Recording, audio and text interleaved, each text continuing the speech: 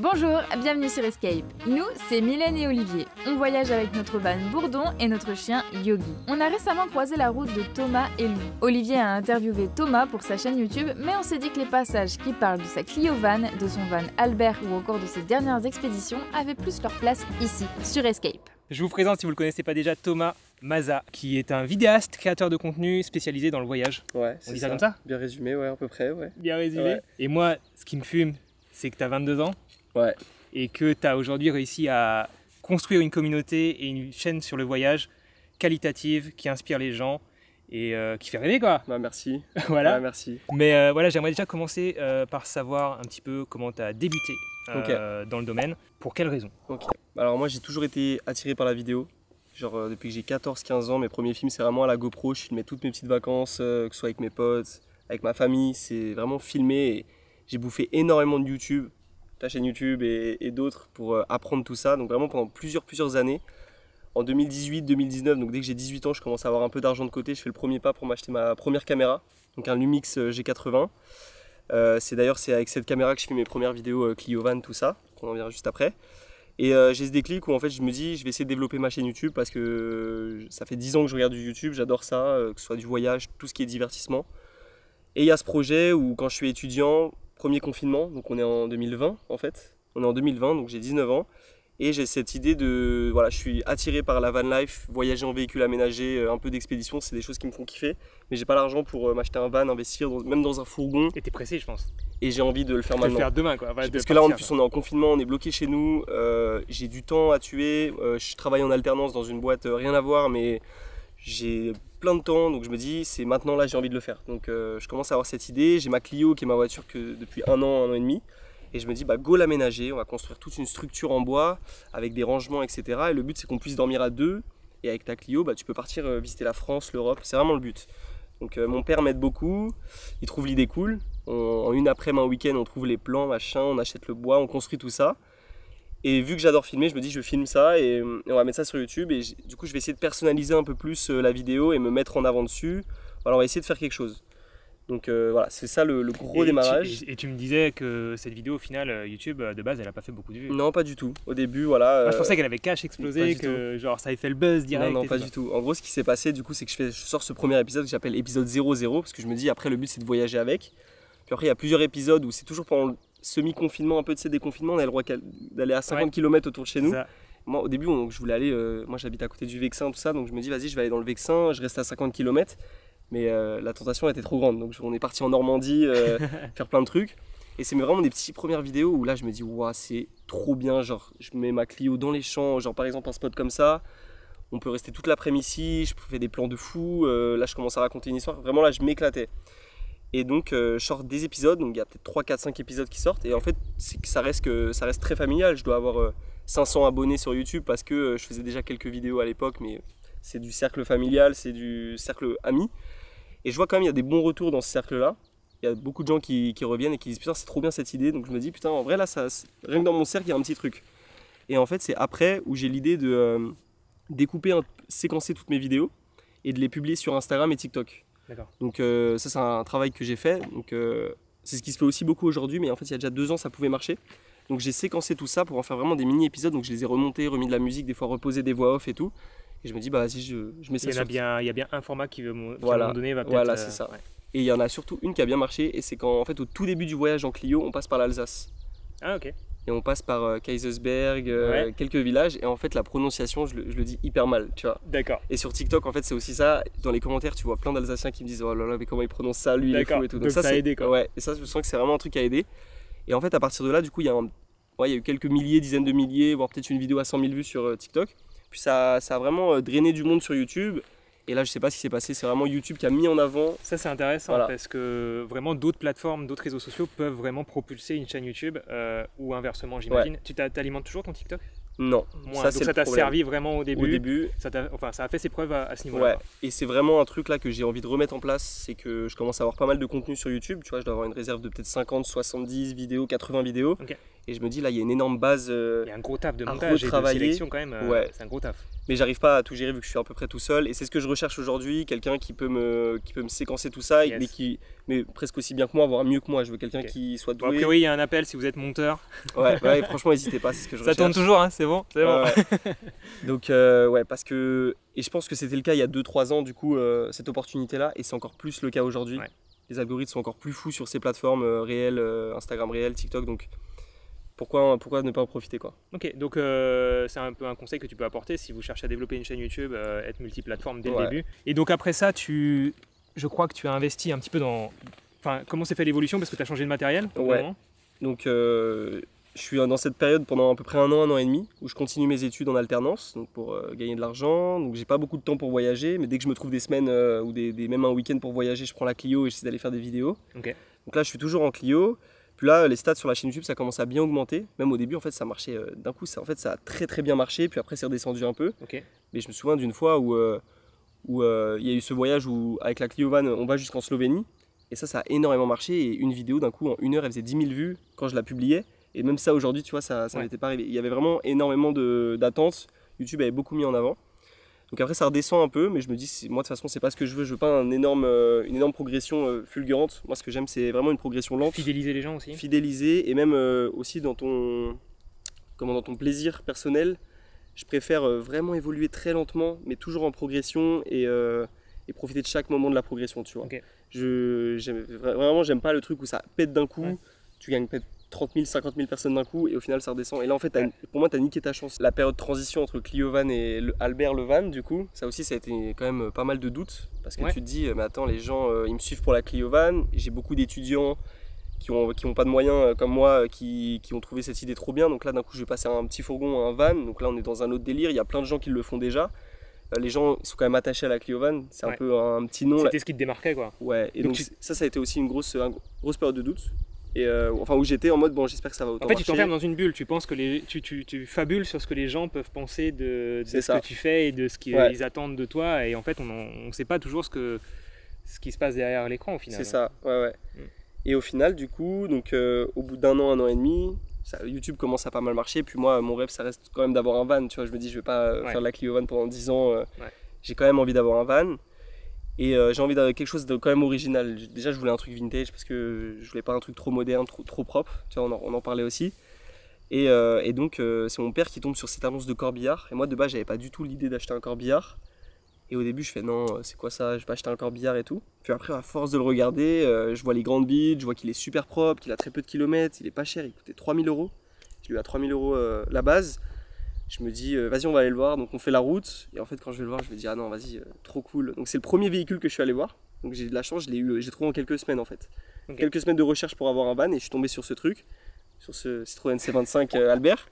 Et là, je fais, vas-y, il est trop propre, trop beau. Il y a moyen de faire, il y a un truc de ouf à faire. Ouais. Bon, il était encore tout corbillard à l'époque, tu vois, quand je l'ai acheté. Donc je ramène ce truc chez moi. Et au début, j'ai pas de plan. Pour moi, je vais le faire en 2 mois. Je pense que c'est hyper facile. Quelques vidéos, ok, on met un peu de bois, l'électricité, mon père il va m'aider, ça va le faire. Au début, je fais tout seul, je démonte tout, je me fais l'isolation tout seul, je commence à faire le bois et tout. Et après, je me rends compte que ça va être compliqué quand même en 3 mois D'avoir un truc Et surtout- fiable. ouais. Ouais. Et surtout, j'avais pas assez d'idées d'aménagement, même si je me renseignais, je voulais un truc très simple. Et je rencontre Clément, du coup, qui se lance dans l'aménagement de van, et là, qui me propose un plan 3D de lui, ce qu'il imagine pour moi. Et je me dis, attends, t'es capable de me faire ça? Il me dit, ouais, vas-y, on se lance. Je fais, vas-y, go. D'accord. J'arrive à Lille, et là, on a bossé en tout 3, 4, 5 semaines sur Albert en tout, étalé, avec toujours moi de mon côté. Et voilà. Et là, c'est aussi la période où je commence à, du coup, quitter mes études, où je faisais un truc qui n'avait rien à voir, DUT mesure physique. Je fais une année de licence en motion design parce que j'avais cette opportunité de faire une année un peu audiovisuelle que j'ai pas du tout aimé, où j'ai pas appris grand chose, Ouais. où j'avais YouTube à côté qui commençait à marcher. Moi, c'est ça qui me Et tu motivait. te dis, ça peut devenir un métier. Ouais. Donc j'avais alternance, parce que j'ai toujours fait mes études en alternance pour avoir de l'argent. Alternance, mon étude et YouTube, et en plus je faisais du freelance vidéo à côté. Ok. C'était une période où je travaillais beaucoup. Et en fait, même mes études ne comprenaient pas que j'avais tout ça à côté, D'accord. donc il y avait beaucoup de conflits. Et finalement, j'ai même pas eu cette licence, je me suis barré à 1 mois du mémoire, alors que j'aurais pu l'avoir, et ça, c'est un peu une erreur de ma part, dommage. Et aujourd'hui, là, ça fait 2 ans, je fais ça à plein À temps temps plein, ouais. et ça marche bien, donc j'espère que ça va continuer. Et donc dans ton processus créatif, Ouais. globalement, tu as parlé de plein de pays différents. Hein. Là récemment, les dernières vidéos que tu as publiées au moment où on tourne, c'est l'Ouganda. Ouais, l'Ouganda, le Kenya. Tu étais aussi en Inde récemment. Ouais. Tu as fait pas mal de choses en Europe. Ouais. Comment essaies enfin, c'est quoi ton... Enfin, je sais un petit peu, on en a parlé déjà, Ouais. donc en gros tu essaies d'alterner des périodes de van, des périodes d'expédition. C'est un peu On va dire ça, ça ouais. comme ça. Hein. Enfin, c'est vraiment des Ouais, expéditions. Hein. ouais, ce que Parce j'essaye. que tu as fait du safari aussi, tu as fait des choses vraiment assez poussées, allez voir. Ouais. C'est quoi, donc tu essaies d'avoir une alternance entre les deux? Ouais, j'essaie vraiment d'avoir une alternance. Même pour moi, en fait, personnellement, c'est ce qui me motive et ce qui me donne du plaisir. Quand je vais peut-être trop rester sur du van, peut-être un moment, ça va un peu plus me lasser. Donc j'ai envie de voyager en sac à dos, faire du backpack. Quand je fais du backpack, le van me manque, tout Ouais. le confort, et c'est comme si je transportais ma petite chambre, tu vois. Ouais. Donc c'est pour ça que même pour moi, j'essaie d'alterner, et même sur YouTube, je trouve ça intéressant. Ouais. Ne pas non plus s'enfermer dans une niche, que ce soit le van, des expéditions. Bon, ça reste quand même voyage et au final un peu le même Ouais, domaine. la niche mais c'est le habituer les voyage gens. global, mais en tout Ouais. cas, déjà toi ça te stimule parce que tu es content, et comme tu disais, de retrouver ton van, donc C'est du ça. coup ça va se voir à l'image parce Ouais. que tu es heureux de retourner avec Albert. Et là vous êtes au départ à nouveau avec Ouais. Lou, ta compagne, Ouais. et tout excité quoi. Bah ouais, Et c'est c'est ça. vrai que si ça fait 2 ans que tu es dans le van et que tu fais que ça, tu as peut-être un peu moins l'excitation. C'est ça. Ouais. Donc il y a ce truc-là. Et aussi au niveau des destinations, j'aime bien changer. Donc il y a eu une grosse transition en fait, par exemple entre les îles Féroé, donc qui est une île nordique hyper verte où Oui, il n'y a putain, j'ai personne. pas parlé des îles Féroé, mais bien Ouais. sûr. Ouais. Et d'un coup en Inde, où là on se retrouve un mois en Inde, donc dans la foule, dans les grandes villes effervescentes. Et il y a plein de gens aussi, ça sur ma chaîne, ça, je pensais pas, tu vois, mais il y a plein de gens qui n'ont pas apprécié ça, qui me reprochaient le fait de, attends, tu dis que tu es fan de paysages, de paysages Ok. naturels et tout, et là tu vas un mois en Inde. Et pour moi en fait c'est pas du tout en opposition, c'est des Ouais, voyages. c'est la découverte de la Ouais, culture, voilà ce que je dis. Et en et fait, des paysages. ce que je du dis, monde, moi, c'est découvrir le monde, ce que je veux. Donc, que ce soit les îles Féroé, l'Inde, le Népal, l'Ouganda, les États-Unis, enfin, tu vois, même des îles nordiques, genre les Svalbard, quoi. C'est sans fin quoi. c'est sans fin. Ouais. Faut alterner, quoi. Enfin, c'est ce que j'ai envie de faire. Et donc, par exemple, en Ouganda, les expéditions que tu as pu faire, c'est aussi avec des rencontres qui se sont Ouais. faites. En fait, c'est aussi des hasards. Enfin, c'est De beaucoup vie, ouais. le hasard des rencontres. Beaucoup, Quoi. beaucoup, ouais. Donc, tu es parti là-bas avec 2 amis. Maintenant, Ouais, enfin, 2 des gens potes. qui sont devenus des amis. Ouais, il y en avait un que je connaissais pas du tout avant de Il y a partir. 1 an, tu le connaissais pas, quoi, c'est Ouais. ça? Ouais. Alex, l'organisateur, du coup, je l'ai rencontré en même temps que Lou. Ok. Pendant un voyage que tu peux retrouver sur ma chaîne YouTube, c'était Budapest Rally, donc un énorme rallye de la France jusqu'à Budapest. Ouais. On partait pendant 8 jours, genre avec 200 véhicules, c'était n'importe quoi. Donc j'ai rencontré Lou là-bas, qui travaillait. J'ai rencontré Alex, et qui est complètement fou et qui est fan d'expédition et tout. Donc là, on se prévoit plein de trucs dans l'année à faire. On a fait l'Afrique ensemble. Et François, donc on était vraiment le trio, on s'est super bien entendu. Et on est parti voilà, en expédition en Ouganda, sans trop préparer, sans trop savoir ce qu'on allait faire. Et alors, tu en as sorti plusieurs vidéos. Rappelle-moi combien? 3 minimum, je crois? 3 vidéos. 3 ouais. vidéos, ouais. Ouais. Donc, un safari. Ouais, la dernière au orienté Kenya. safari. Une grimpe glacier. Enfin, C'est ça. en tout cas, une ascension en haut d'un sommet. L'ascension d'un des seuls glaciers, c'était 5100 mètres. Et c'était 8 jours de marche tous les jours dans la jungle pour accéder au glacier. Et la dernière? Alors la dernière c'est le Kenya, donc l'observation c'est le Kenya, animale. oui. Pardon. Et la première c'est c'est aussi en Ouganda et si on va à la rencontre des gorilles sauvages Oui. des montagnes. Ah oui, c'est vrai. Ouais. Oui, vous avez pas mal marché aussi là. Ouais. Donc alors, tu filmes en continu tout ce qui se passe, Ouais. globalement. Hein. Après, tu me disais, tu mets tout sur ta timeline C'est ça. et tu essaies de voir ce que ça peut donner et quel storytelling tu peux apporter. Exactement. Des fois j'ai l'idée avant. Par exemple en Afrique je savais à peu près qu'il y aurait 3 vidéos. Je voyais déjà le séquençage de d'abord on va faire cette activité là qui est la rencontre des gorilles sauvages des montagnes. Ensuite il y aura l'ascension, mais l'action c'était l'ascension. Comment je résume ça en une vidéo, je pourrais en faire 2 ou 3. Donc j'ai décidé de choisir un format plus long, un 45 minutes, et de penser un peu plus comme un documentaire. Ok. Donc c'est quand même une expérience qui m'a beaucoup Ouais. marqué. Et du coup la dernière, donc là je voyais déjà un peu le séquençage. Mais par exemple dans ce voyage-là où on voyage jour après jour sans trop planifier, on sait pas trop où on va être ce soir par exemple, on sait toujours pas. Ouais. On sait qu'on veut passer par l'Italie, la Slovénie, qu'on veut aller direction la Turquie. Mais je ne peux pas prévoir à l'avance. Donc Donc, le au but c'est de quotidien. filmer un maximum. Ouais. Quand j'en ai envie aussi, de filmer un maximum d'images de vie, dès que je vais trouver quelque chose d'intéressant, le filmer. Potentiellement faire quelques voix sur le terrain si tu as quelque chose à Voilà. dire de spontané ou une petite remarque. Ou, Exactement. c'est ça quoi. Et après tout se passe au montage, trouver le storytelling. Et tu Et te la reposes, voix. voilà, tu te Beaucoup. reposes beaucoup sur la voix off Ouais c'est ça. qui va te permettre de De lier tout de ça. lier tout ça. Ouais. Parce que des fois en fait, Ça m'est arrivé, c'est intéressant, sur la dernière vidéo au Kenya, celle qui est sortie là, dernièrement sur ma chaîne, où en fait on fait de l'observation animale donc dans un parc, dans une géante réserve au Kenya, donc le Masai Mara. Et en fait j'avais énormément d'images d'animaux, mais vraiment énormément. Et je sais plus, j'avais pas eu beaucoup ce truc de parler spontanément parce que fallait que je fasse des recherches après, tu vois, sur le coup je trouve que c'était pas spontané et c'était pas, comment on dit. C'était dans un mood où tu n'avais peut-être pas le temps, pas la connexion internet, fallait que tu te concentres quand même sur l'expédition, sur les autres gens, sur quand même partager des choses avec les gens avec qui t'es. Ouais, et en fait la grosse différence avec la vidéo d'avant, c'est que là c'était beaucoup plus spontané vu que c'était de l'ascension, il y avait beaucoup de ressentis, je parlais beaucoup là-dessus, donc au final j'avais énormément de matière spontanée, tu vois, alors que l'autre ça a été vraiment un travail au montage de ok, comment je vais lier tout ça. Bah, vu que j'adore les documentaires animaliers, je vais essayer de m'inspirer de ça, m'orienter un peu plus, donc raconter limite quand je filme l'animal, raconter ce qu'il pouvait être en train de faire, moins personnaliser la vidéo, mais parce que grâce à la voix off et parce que j'avais pas de trucs spontanés.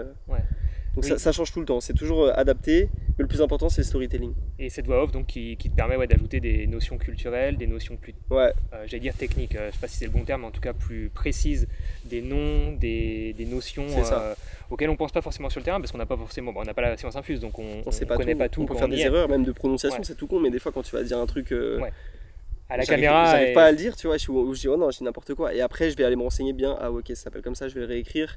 Et je fais beaucoup de recherches, surtout pour ces vidéos où tu apprends énormément au final, mais surtout en post-prod. Tu apprends sur le terrain, et après dans le montage, tu vas te renseigner vraiment sur où tu étais, toutes les cultures, des fois des petites... en Inde, ça m'a beaucoup fait ça aussi, on a appris beaucoup sur le terrain avec les gens. Et après, pour vraiment parfaire ton truc et pas dire de conneries, et être vraiment sûr de ce que tu dis, tu vas beaucoup te renseigner. Donc ça, c'est grâce à la voix off. Le fait de filmer, de maintenir une chaîne YouTube et d'autres réseaux sociaux en même temps que tu voyages, ça bride ton plaisir à voyager parfois ou pas? Est-ce que tu as l'impression que c'est parfois trop une contrainte et que si tu filmais jamais, tu profiterais plus ou... Ça c'est une bonne question, mais je sais pas le ressenti qu'on a quand on regarde ta chaîne, mais... non, c'est une bonne question, mais moi vraiment j'ai ce truc où pour profiter j'ai besoin de filmer et en fait... Et de partager du coup derrière. Voilà, et de le partager. Et en fait le fait de ne pas filmer, ça va limite, je vais moins apprécier le moment. J'ai besoin de filmer, de le partager, et donc en fait non, ça n'a jamais été une contrainte. Après récemment là j'ai fait un voyage au Brésil avec Lou, donc pendant 2 mois, donc ce qui était assez long, et en fait là-bas j'ai rien filmé. Je me suis dit je ne filme rien, et j'y vais en tant que je veux vivre là-bas, mais je veux pas filmer parce qu'en plus sur la chaîne YouTube déjà c'était trop de retard. Je voulais pas accumuler en plus des vidéos au Brésil, peut-être la prochaine fois sûrement. Et donc je me suis imposé ça et j'ai apprécié aussi quand même pas mal, tu vois. Mais pour le voyage en van ou pour des expéditions, quand il y a vraiment un objectif, je me dis non, il faut que je filme ça. Faut que je filme, faut que je le partage et que c'est pas une contrainte, franchement. Et que tu fasses des souvenirs aussi. C'est un plaisir, de base c'est une passion qu'on a, donc et le plus important c'est que ça le reste. Et s'il y a des jours où tu as envie de filmer, tu filmes pas quoi. T'as pas le couteau sous la gorge non plus. Non. Voilà. J'ai pas de rythme aussi de sortie, donc j'essaye donc ça aussi ça m'aide pas mal. Et ça va, je suis assez content parce que j'arrive quand même à m'imposer un rythme. Même si j'ai pas de rythme de sortie, je suis pas en mode ah ça va pendant 5 jours. Oui, mais t'es présent. Je veux dire, les gens ont conscience que finalement ils vont croiser certaines de tes vidéos, ça va arriver quoi. Je veux dire, ils attendent pas 6 mois quoi. Non, 6 mois ça ferait trop. Bon, bah trop cool. On pourrait parler pendant très longtemps. De ouf. Mais on se recroisera sans doute et on fera d'autres formats ensemble. Donc, très chaud. C'était un plaisir. Finalement, là, les 20 minutes qui viennent de se passer, c'est sur Escape, mais t'es pas dans la vidéo. Ah, bah coucou du coup. Mais t'étais dans l'intro. Il y aura une intro avec toi. En tout cas, merci Thomas. C'était cool. C'était cool de t'avoir sur la chaîne. Et bon voyage avec Albert. Et puis on se recroisera. Plaisir. Carrément. Ça vous dit de découvrir les 8 choses qu'on adore dans notre aménagement, ou peut-être que vous préférez voir les 4 erreurs qu'on a pu faire.